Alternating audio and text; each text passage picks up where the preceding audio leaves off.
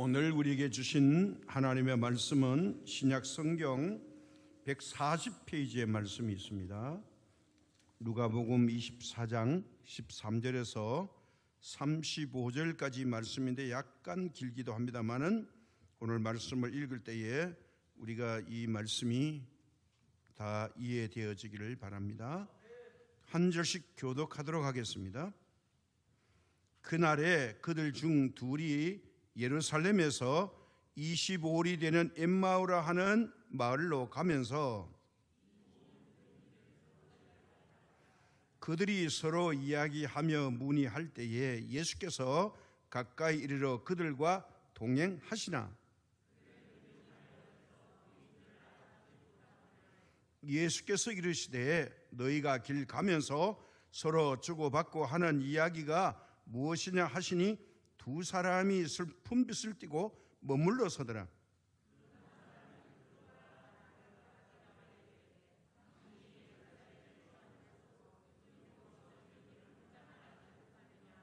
이르시되 무슨 일이냐? 이르되 나사렛 예수의 일이니 그는 하나님과 모든 백성 앞에서 말과 일에 능하신 선지자이거늘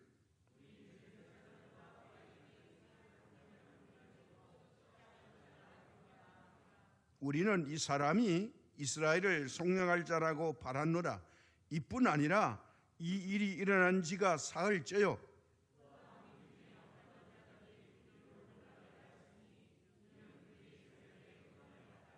그의 시체는 보지 못하고 와서 그가 살아나셨다 하는 천사들의 나타남을 보았다 함이라.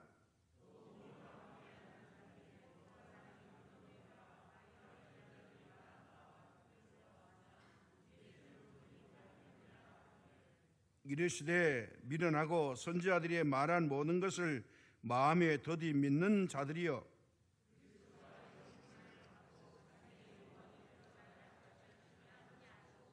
이에 모세와 모든 선지자의 글로 시작하여 모든 성경에 쓴 바 자기에 관한 것을 자세히 설명하시니라.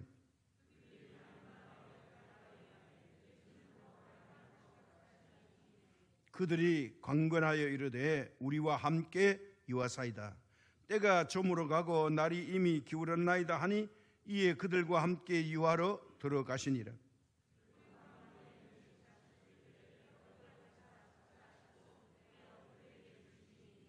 그들의 눈이 밝아져 그인 줄 알아보더니 예수는 그들에게 보이지 아니하시는지라.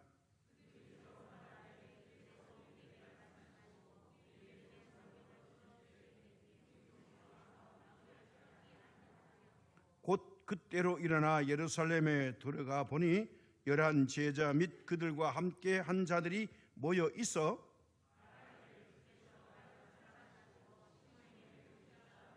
같이 읽습니다. 두 사람도 길에서 된 일과 예수께서 떡을 떼심으로 자기들에게 알려주신 것을 말하더라. 아멘. 이제 암울한 시간들, 어려운 시간들을 잘 인내하고 견뎌서 내일부터 자유함을 얻게 되는 거리두기가 이제 폐지가 되는 순간이 찾아왔습니다. 우리가 살아가는 이 세상에는 때려오는 일이 어려울 때 있고 또 꼬일 때도 있지만 그러나 이 모든 역사성은 하나님이 주인공이신 줄로 믿습니다. 하나님께서 우리를 사랑해서 대한민국 땅에 보내주셨고 여기에 생존하게 하셨습니다. 오늘 우리 인간은 고정관념을 가지고 있습니다. 이건 잘 변하지 않는 습성이 있습니다. 왜 그러냐 하면 이게 우리가 가지고 있는 내면의 사람 자존심이 여기에 있기 때문에 그렇습니다. 이걸 바꾸는 게 굉장히 어렵습니다. 특별히 우리가 죽으면 끝이다 라는 이 고정된 관념, 이거는 굉장히 바꾸기가 어렵습니다. 그건 아주 깊이 뿌리를 내리고 있기 때문에 너 죽을래? 그러면 사람들이 기분 나빠하고 화들짝 놀랍니다. 왜 그러냐? 죽음은 모든 걸 다 내려놓고 끝이라고 생각하기 때문에 그렇습니다. 그래서 우리가 이 고정관념은 하나님의 말씀의 가르침을 받아들일 때도 이게 어렵습니다. 성경 공부를 해도 어떤 건 수용이 되는데 어떤 거는 철저히 거부합니다. 왜냐하면 저거는 아니야, 저거는 내가 못 믿어, 안 받아들입니다. 이게 고정관념이 있기 때문에 그렇습니다. 성경을 읽을 때도 이거는 아닌 것 같은데 이렇게 우리가 골라냅니다. 특별히 설교를 들을 때 저건 아니야, 황당한 이야기야, 이렇게 우리가 생각해 버릴 때도 있습니다.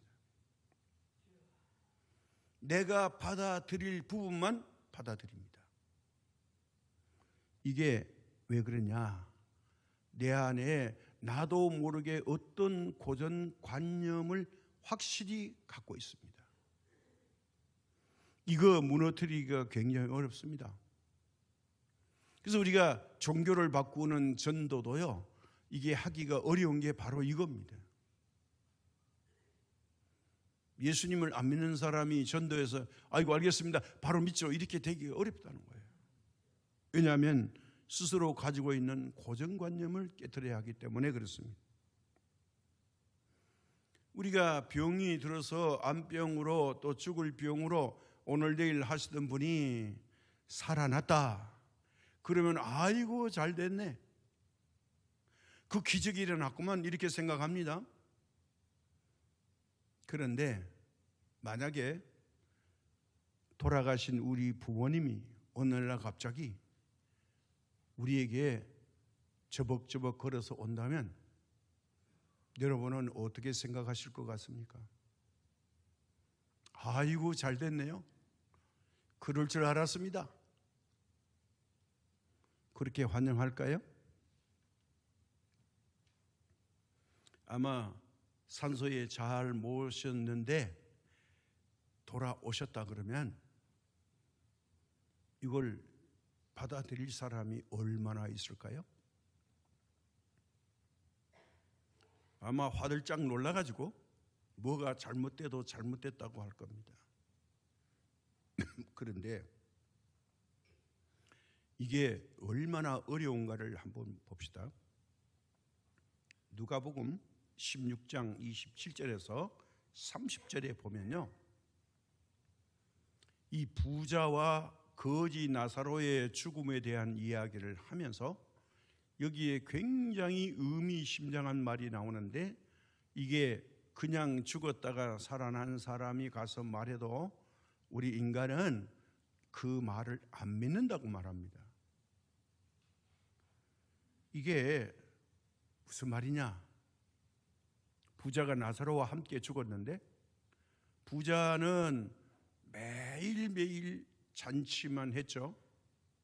근데 그 집 대문 앞에는 거지 나사로가 살았습니다. 그러니까 한 사람은 부자로 살았고 한 사람은 거지로 살았는데 이 부자도 나사로가 누군지를 알고 있어요. 그런데 같이 죽었는데 부자는 지옥으로 떨어졌고 나사로는 하나님 품에 안겼어요. 이걸 보고 부자가 너무 힘들어서 성경에는 아브라함이라고 했습니다. 아버지, 저 나사로를 보내가지고 저 손끝에 물 한 방울을 찍어가지고 내 혀끝에다가 한번 젖어줬으면 좋겠습니다. 너무너무 목말라 힘들다는 거예요. 그러니까 거부당하죠. 그러니까 이 부자가 가만 생각하니까 이거 아니다. 그렇다면 내가 마청인데 내 동생 5명은 지옥에 오지 않게 하려고 하면 저 나사로는 천국에 있으니 자유로울 거다. 그래서 부탁을 합니다. 그 부탁이 바로 지옥에서 하나님께 간청하는 장면이 나옵니다. 이르되 그러면 아버지여 구하노니 나사로를 내 아버지 집에 보내소서. 내 형제 5이 있으니 그들에게 증언하게 하여 그들로 이 고통받는 곳에 오지 않게 하소서.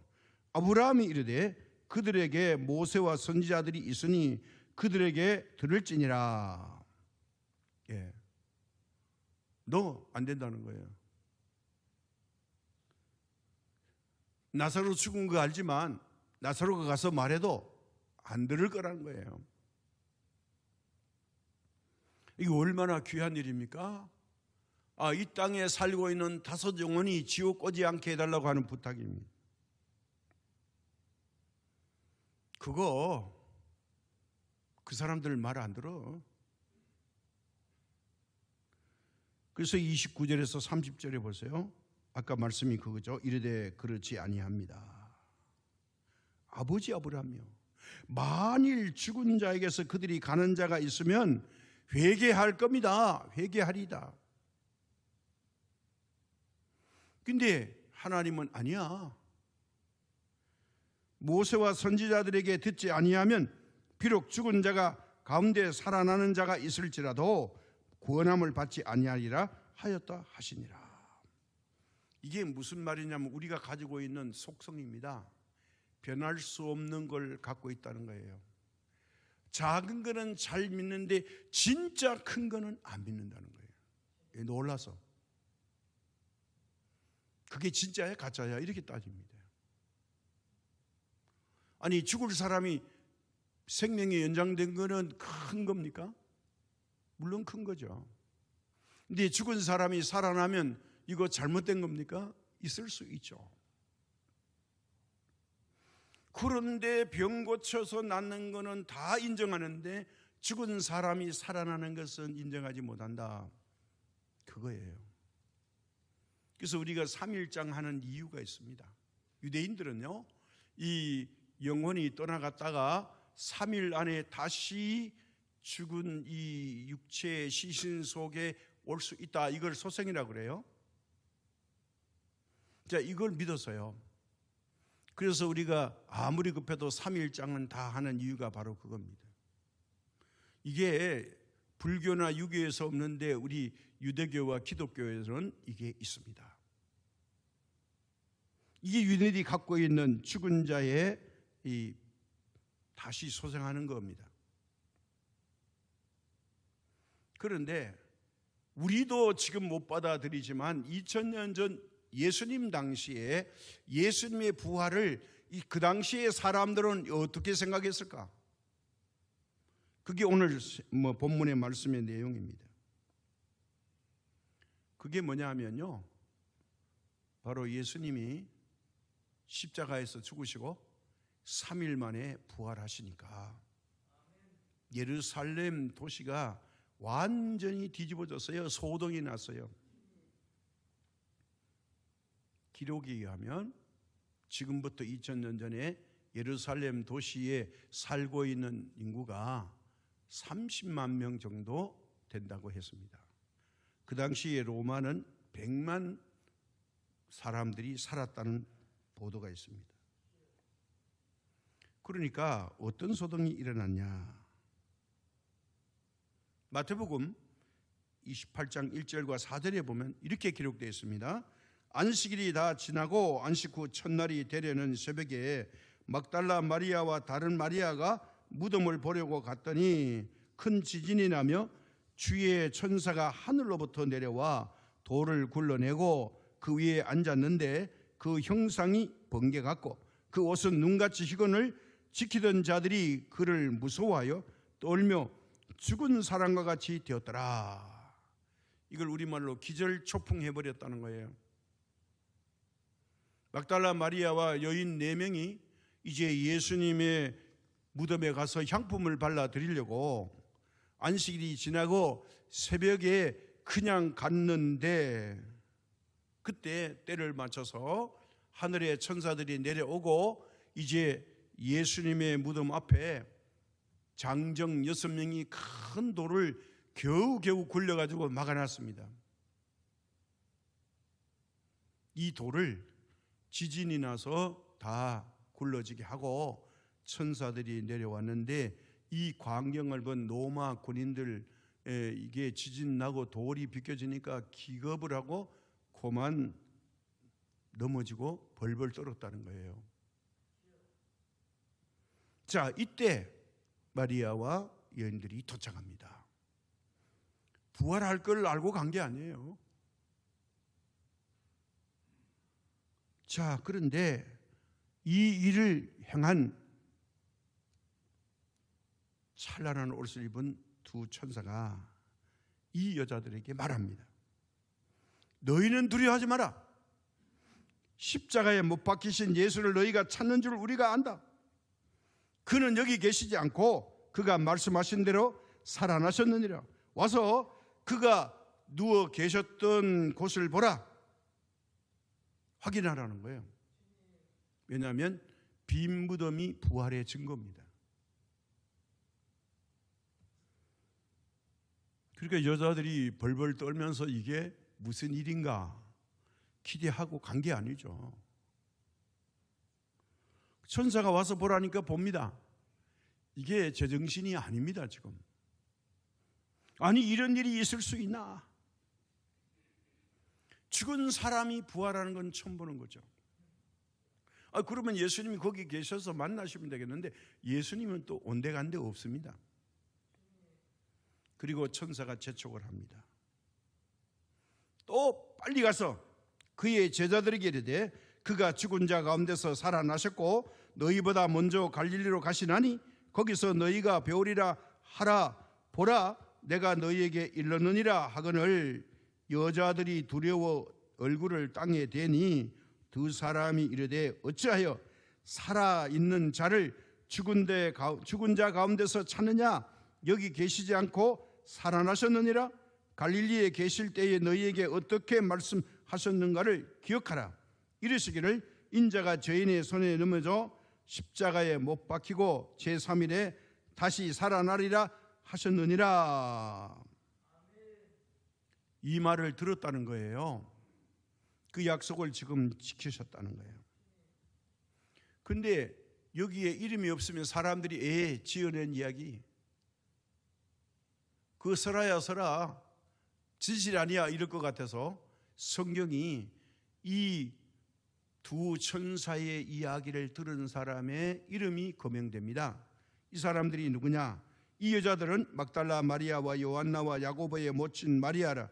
또 그들과 함께한 다른 여자들도 이제 이 말을 듣고 말씀을 기억하고 무덤에서 돌아가 이 모든 것을 11 사도와 다른 이에게 알렸습니다. 알려라고 그러니까.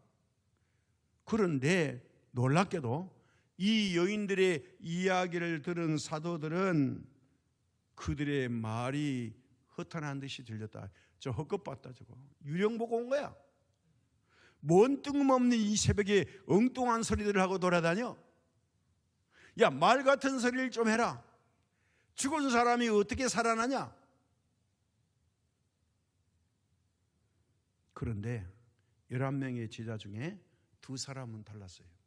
요한복음을 보면 이 이야기를 들은 베드로와 요한이 야, 확인해봐야지 확인. 그리고 두 사람이 막 달려갑니다. 요한이 먼저 도착했는데 요한은 용기가 안 났는지 무덤 앞에 있고요. 조금 있으니까 베드로가 씩씩하면서 옵니다. 베드로가 오더니 베드로는 무덤 앞에 안 멈추고 용감하게 이 분명히 돌을 막았는데 돌이 없어졌어요. 옆에 벗겼어요. 그냥 베드로는 쑥 들어가서 봅니다. 이걸 보면 베드로가 좀 용감한 것 같아요. 요한복음이 요한이 자기가 그랬다고 적었어요. 거짓말 없이. 그래서 베드로가 이렇게 들여다보니까 예수님의 시신이 없어요. 예수님이 눕혀놨던 곳에 예수님의 그 세마포 옷이 잘 개켜져 머리에 있습니다. 자, 베드로가 이걸 봤는데 교기를 까우뚱까우뚱합니다. 이거 희한한 일이네. 아니, 이런 일이 없는데? 이게 무슨 일이람? 아니, 부활하셨으면 여기 계셔야지 어디 가신 거야? 누가 훔쳐갔나? 내가 지금 헛것을 보고 있나? 아마 망감이 교체했을 것 같습니다. 왜요? 현실이 지금 일어날 일이 아닌데 일어난 거예요. 그래서 요한과 베드로는 자기 집으로 그냥 돌아가 버렸어요. 이게 아침에 일어난 사건의 진상이에요. 자, 그러니까 예루살렘 성 안에 이 여자들이 예수님의 시체가 없어졌고 부활했다는 뒤숭숭한 소문이 온 예루살렘에 퍼졌습니다. 하루 종일 소문에 소문이 꼬리를 물고 일어났습니다. 그래서 이 소식을 들은 두 사람의 제자가 오후에 너무 허망해서 자기 고향으로 돌아가는 이야기가 오늘 아까 읽은 13절과 14절에 이렇게 기록하고 있습니다. 그날에 그들 중 둘이 예루살렘에서 25里 되는 엠마오라 하는 마을로 가면서 이 모든 된 일을 서로 이야기하더라. 두 사람이 예루살렘을 따라 엠마오로 내려가고 있습니다. 지도가 이제 보여줄 텐데요. 내려간 이유는 뭐냐? 예수님이 수치스럽게 돌아가신 거예요. 빨갛게 표시를 해놨는데요. 이게 25리 정도 됩니다. 예루살렘에서 엠마오까지가. 아니, 그 예수님이 이제 우리에게 구원을 주고 희망을 주고 이스라엘의 독립을 선포할 줄 알았는데 너무 수치스럽게 십자가에서 죽으셨는데 예수님을 통해서 구원을 바라는 희망이 완전히 사라져버렸기 때문에 이게 시체까지 없어져 버렸네? 절망에 가까웠죠. 그거 어떻게 해요? 이제 고향 가자. 이렇게 엠마오로 내려가고 있습니다. 그들이 돌아가는 길이 달라요. 얼마 전에는 꿈과 희망을 가지고 예루살렘을 향해서 올라왔습니다. 이제 3년이 지나서 반대로 예루살렘을 떠나서 엠마오라는 작은 마을로 발길을 옮기는 모습이 낙담한 저들의 마음을 읽을 수 있습니다. 우리 보통 사람들은요, 경제, 정치, 문화, 종교 이 중심 때문에 시골에서 대도시로 거처를 옮깁니다. 왜냐하면 나의 꿈과 가능성을 펼칠 수 있는 더 많은 기회와 환경이 제공되는 것으로 사람들은 걸음을 옮기게 되어 있습니다. 그러나 지금 엠마오로 내려가는 두 사람은 정반대입니다. 생활의 중심지에서 변두리로 이제 주변에 보잘것없는 매우 작은 마을로 걸어가고 있습니다. 그런데 내려가면서 희망의 대화가 아닙니다. 아주 비극적인 대화를 합니다. 절망의 대화를 합니다. 슬픔과 죽음의 대화입니다. 생명 없는 대화를 길 가면서 두 사람이 나누고 있습니다. 오늘 본문에 보니까 이 사람들의 얼굴이 어땠는가를 설명해 주는데 두 사람의 얼굴빛이 슬픔빛을 띄었다 이렇게 말합니다. 그 사람의 얼굴 표정은요, 속 사람의 마음의 상태를 보여주는 거울과 같은 겁니다. 비록 꿈과 희망을 잊어버렸지만 이 사람들이 그래도 한 가지 희망은 남아있어요. 뭐요? 성경에 근거하고 있는 이야기입니다. 그 이야기가 예수님과 대화에 나옵니다. 자신들의 꿈과 희망이었던 그 예수님께서 죽어버렸기 때문에, 돌아가시기 때문에 자기들이 꿈을 다 접어야 된다는 거예요. 그래서 예수님의 죽음과 함께 무덤 속에 자기들의 희망도 함께 묻어버린 겁니다. 예기치 않은 일로 낙담과 좌절, 절망 가운데 빠져버렸습니다. 우리도 마찬가지죠. 삶의 자리에서 자꾸 낙심되고 희망이 안 보이고 하는 일마다 꼬이고 경기가 나빠지면 낙심되고 원망하고 탄식하게 됩니다. 이게 사람들의 속성입니다. 사랑하는 여러분, 오늘 여러분 마음속에 희망이 있습니까? 새로운 도전을 향해서 내가 꿈을 펼치면서 당당히 희망적인 말의 그 의미가 여러분 입에서 저절로 나오십니까? 내 발걸음이 희망차고 보무도 당당하십니까? 아마 코로나로 우리는 2년 넘게 시달려서 자주 좌절하게 되고 희망, 꿈 같은 거는 쉽게 창고에 넣어놓고 언제 이제 회복될라나 이런 막연한 기다림, 그저 TV에 뉴스가 하는 대로 조금 좋아지겠네 이 정도이십니까? 무엇이 우리를 좌절하게 만들까요? 이것이 바로 오늘 두 제자 엠마오로 가는 제자들의 길입니다. 이것은 실패자의 길입니다. 절망적인 길입니다. 절망의 길에 놀라운 일이 벌어집니다. 낯선 나그네가 등장합니다. 바로 그분이 부활하신 예수님이셨습니다. 명화 중에 명화가 있는데요. 이 명화가 이 엠마오로 내려가는 그 그림이 이제 나올 터인데요. 이게 예수님과 엠마오로 가는 두 제자. 렘브란트가 그렸죠. 시골길입니다. 그래도 절망 가운데 부활에 대한 이야기, 예수님에 대한 소망의 이야기를 두 사람이 열심히 하면서 갈 때에 예수님이 찾아오신 겁니다. 이 길이라고 하는 것은 우리 삶의 걸음을 걸어가는 뜻을 말하는데, 우리 주님은 우리의 삶의 길로 우리가 주님을 찾아가는 게 아니라 예수님께서 뚜벅뚜벅 걸어오십니다. 그리고 만나주십니다.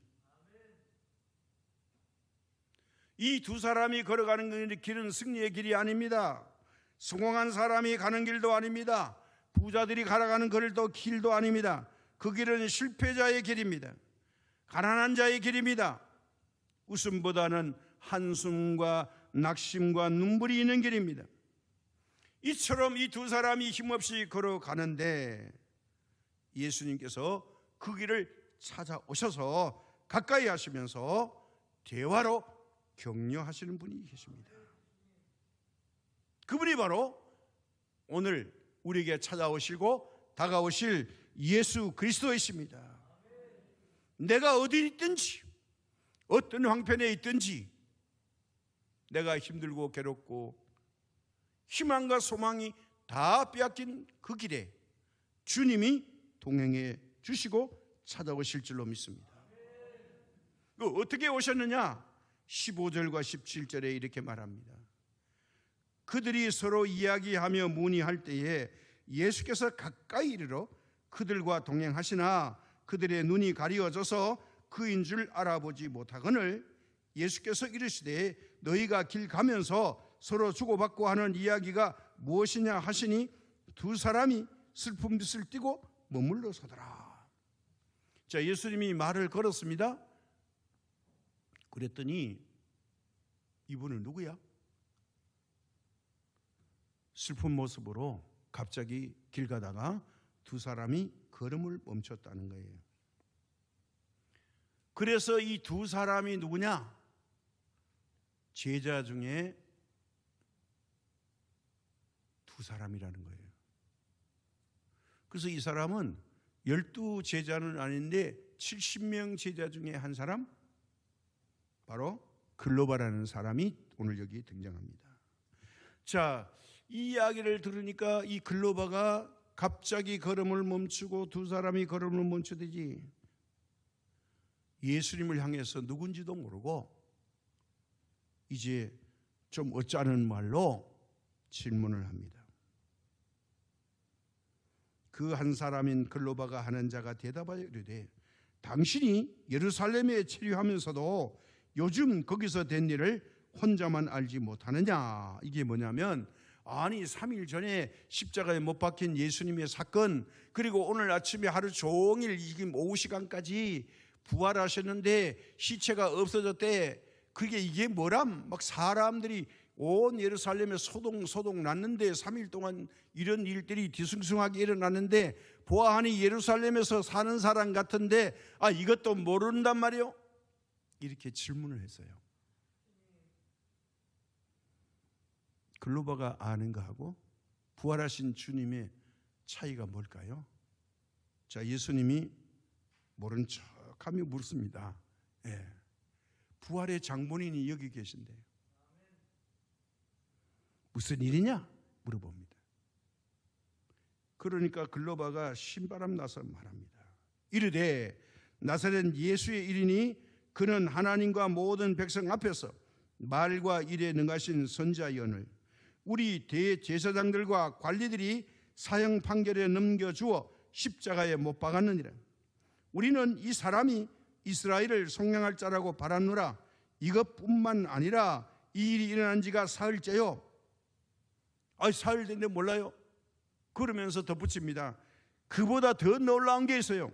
그 더 놀라운 것은 또한 우리 중에 어떤 여자들이 우리로 놀라게 하였으니 이는 그들이 새벽에 무덤에 갔다가 그의 시체는 보지 못하고 와서 그가 살아나셨다 하는 천사들의 나타냄을 보았다 함이라. 그게 다가 아니에요. 거기다가 또 이런 이야기가 있어요. 우리와 함께 한 자 중에 두어 사람이 무덤에 가 과연 여자들이 말한 바와 같음을 보았으나 예수는 보지 못하였다고 합니다. 이게 바로 베드로와 요한 이야기입니다. 우리 중에 같은 제자 중에 말이죠, 두 사람들이 가서 또 봤는데 그때도 부활한 예수님이 없었대요.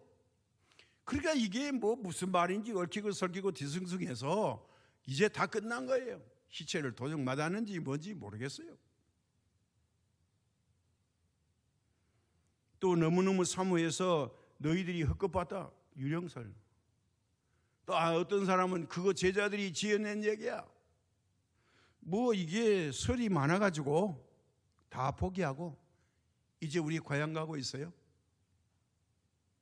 그런 이야기입니다. 자, 세 분이 이런저런 이야기를 하면서 엠마오에 도착했어요.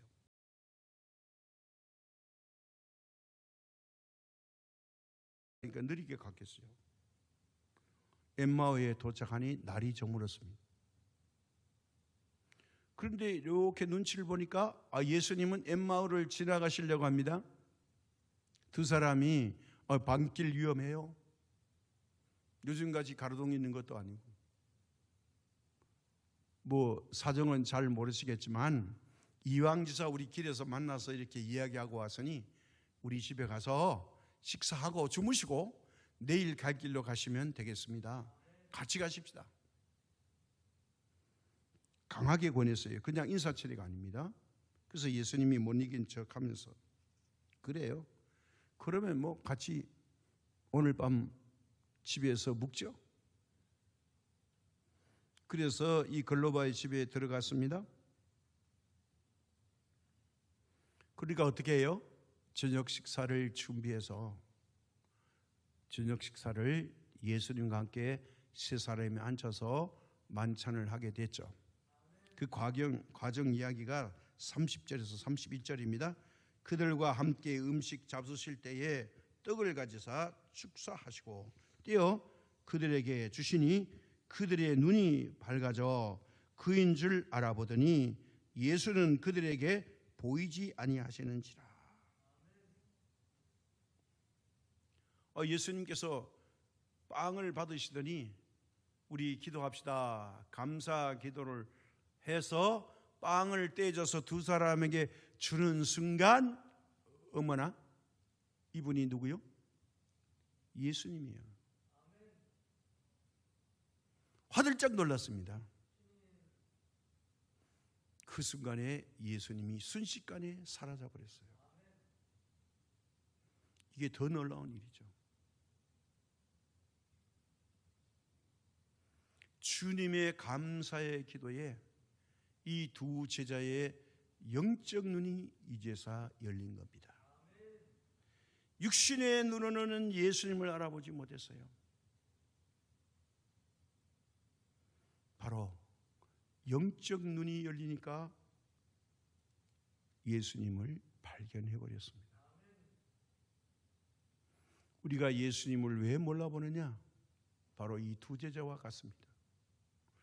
육신의 눈을 가지고 예수님을 열심히 믿으니까 뵙기는 뵈야 되겠는데 안 보이시는 거예요.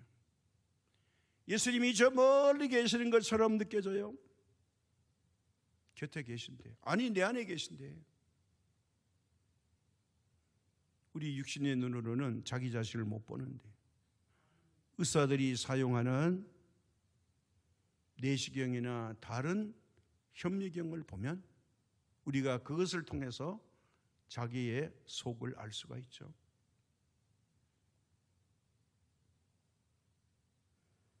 두 제자의 모습이 바로 저와 여러분의 모습이라고 생각합니다. 거기다가 한 가지 증거가 있습니다. 부활하신 주님과 함께 동행하면서 예수님이 말씀하실 때 그들의 마음이 뜨거워졌는데 이걸 깨닫지 못했어요. 이게 무슨 일이라? 예수님께서 성경을 이야기할 때 자기들 마음이 막 뜨거워졌다는 거예요. 한 사람이 그런 게 아니라 두 사람이 똑같이 동일하게 그랬다는 거예요. 우리 가슴이 뜨겁고 믿음이 뜨거워졌음에도 불구하고 이 두 제자와 같이 우리는 예수님을 발견하지 못합니다. 이것이 바로 나의 모습입니다. 그래서 그들이 말합니다. 32절에 그들이 서로 말하되 길에서 우리에게 말씀하시고 우리에게 성경을 풀어주실 때에 우리 속에서 마음이 뜨겁지 아니하더냐. 뭘 풀어줄 때요? 성경을 풀어서 해석해 주실 때. 이 두 제자가 이걸 발견한 겁니다.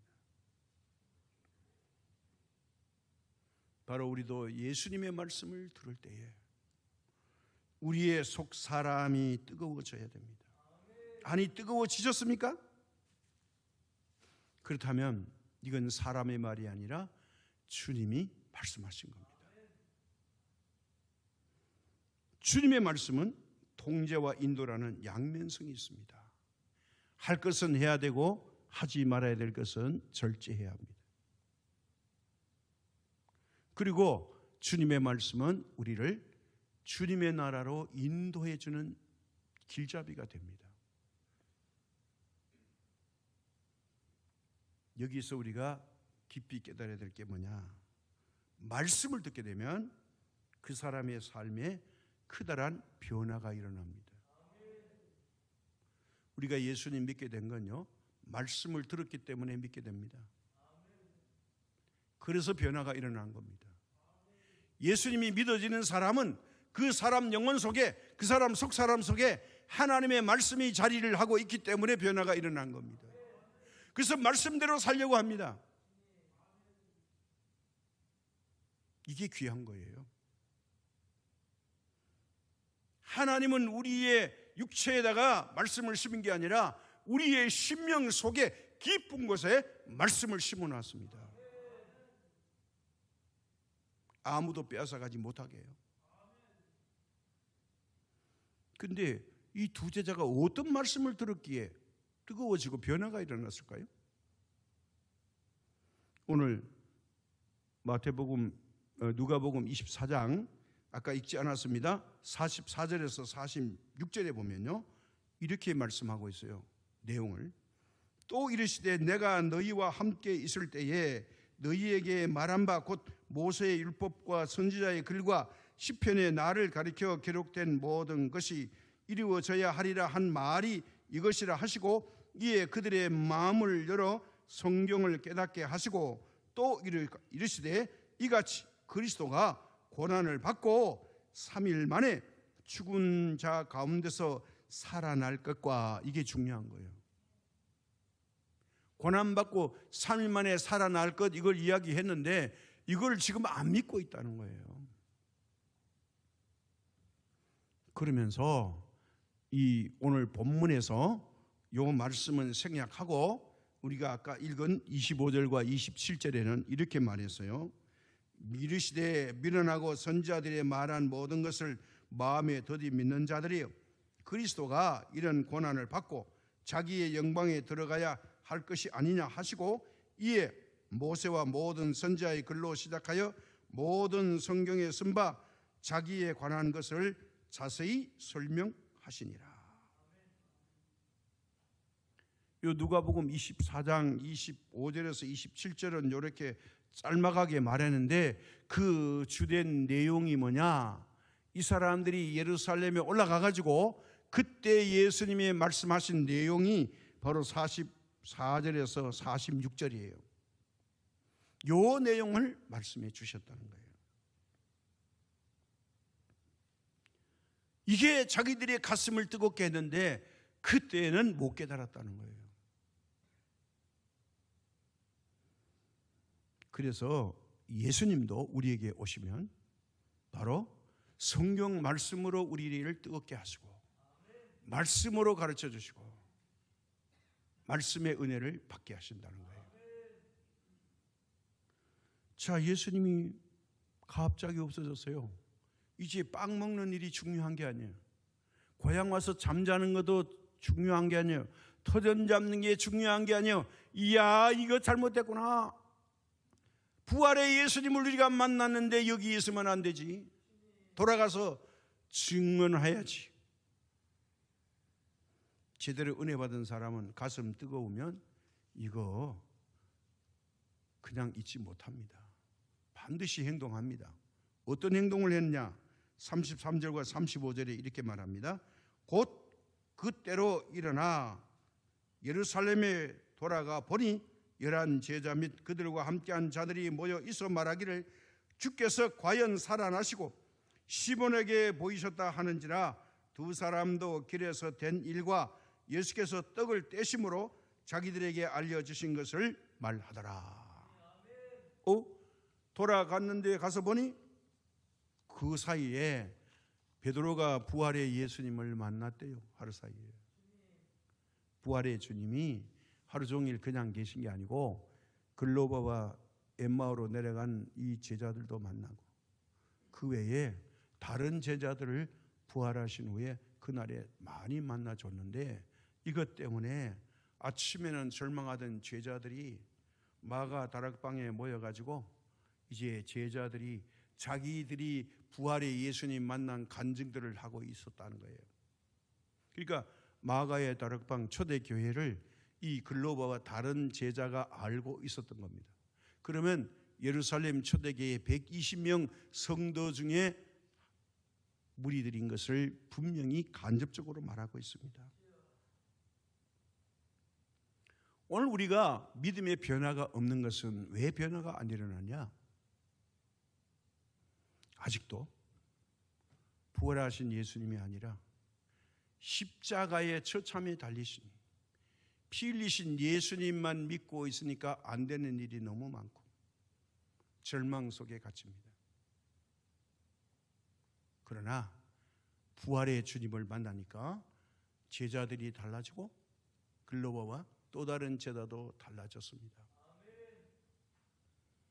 이게 바로 오늘 우리에게 주려고 하는 하나님의 메시지입니다. 말씀에 의지하여 내가 그물을 내리리다. 우리 보통 때는 그래 오른쪽에 뭐 깊은데 그냥 그물 내리면 고기 잡혀 들어다가, 아닙니다. 말씀에 의지하여 예수님의 말씀이 곧 진리요 생명이요 부활이요 능력임을 믿고서 행할 때에 내가 던진 그물이 좋아서 기술이 좋아서 좋은 목세 가서 고기가 잡힌 게 아니라 말씀의 능력이 순식간에 일어나더라는 거예요. 그래서 우리가 믿는 부활은 어떤 부활을 믿어야 되느냐? 그래서 이걸 조금 어려울 수도 있지만 쉽게 설명을 한번 해보겠습니다. 부활이라는 것은 그리스 말로 아나스타시스 이런 뜻입니다. 부활. 이건 뭐냐면요, 다시는 죽는 일 없으며 썩지 않는 영성체로 다시 살아나는 일입니다. 영적인 완전한 부활. 이 보통 유령은요 뼈와 살이 없지만 예수님이 뼈와 살이 있다고 그랬어요. 그래서 예수님이 부활은 완전한 부활, 우리들이 최후의 부활할 영성체, 이걸 말합니다. 이걸 헬라말로 아나시스타스라고 합니다. 영어로는 이 레스렉션 이렇게 말합니다. 리바이벌이 아닙니다. 그래서 이 다시는 썩는 일이 없는, 없어지지 않는 영원한 영성체로 다시 살아나는 것이 예수님의 부활이요, 이게 바로 우리가 말하는 죽은 자의 부활입니다. 그래서 죽은 자의 부활이라는 뜻의 의미와 상반되는 것이 있는데, 그게 뭐냐면 백부장 야이로의 딸, 이 또 베다니의 나사로, 나인성 과부의 외아들, 이 사람들은 죽었다가 다시 살아났죠. 이 경우와는 예수님의 부활은 전혀 다른 구별됩니다. 이 사람들은 다시 죽어서 썩을 몸으로 소생한 겁니다. 이걸 소생이라 그래요. 이걸 뭐냐면 리바이스라 그래요. 전과 같은 육체로 되살아난 것. 한문으로 소생, 영어로 리바이브. 이건 다시 또 죽어요. 근데 예수님의 부활은 죽은 자의 부활입니다. 그렇게 죽은 자의 첫 열매라고 말하는데, 이제 이 첫 열매가 우리가 주님이 재림해서 오시면 다 예수님의 부활체가 될 겁니다. 그래서 죽기는 죽는데 썩는 일, 없어지는 일이 없는 부활을 말합니다. 이건 영적인 부활이 아니라 완전한 부활입니다. 그런데 이걸 우리가 오해하면 안 되는 게요, 현재 우리가 가지고 있는 이 인체는 푸시케, 혈기, 이거는요 썩습니다. 이건 한정이 있어요. 인간의 생명은 머물게 하는데 이게 뭐냐면 숨을 쉬면 살아있는데 숨을 멎으면 이 육체는, 이 생명은 끝이에요. 그래서 제자들이 모였을 때 요한복음에 보면 숨을 후 쉬면서 에이레네 하셨다고 그랬어요. 우리말로 평안하냐 이렇게 예수님이 부활하신 후에 물어봤다는 거예요. 왜냐하면 그냥 숨을 안 쉬면 아이고 이거 뭐 귀신이냐 유령이냐 이렇게 할 것 같아서 예수님이 큰 숨을 쉬시면서 호흡을 하시면서 제자들을 안심시켰다고 성경이 말합니다. 그래서 우리의 믿는 자의 부활은요 완전한 영육이 하나가 되는 부활입니다. 왜 그러냐? 우리 몸의 이 육체는요 하나님의 거룩한 영을 모시기에는 부족함이 있어요. 그래서 정령 죽으리라 하는 말이 바로 그겁니다. 그래서 예수님이 성령의 세례를 받으라. 그 성령이라는 단어가 거기서 나옵니다. 거룩한 영, 하나님의 영. 이 성령이 우리 속에 머물러 거처할 수 있도록 변화를 받는 것이 거듭남의 비밀입니다.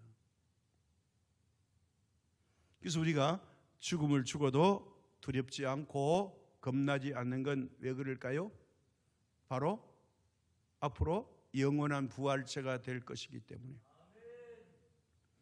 죽은 자의 부활이 우리에게도 일어날 것이기 때문에 믿는 자는 용기가 생기는 겁니다. 절대로 이제 없어지는 일이 없는 그런 영광스러운 몸입니다.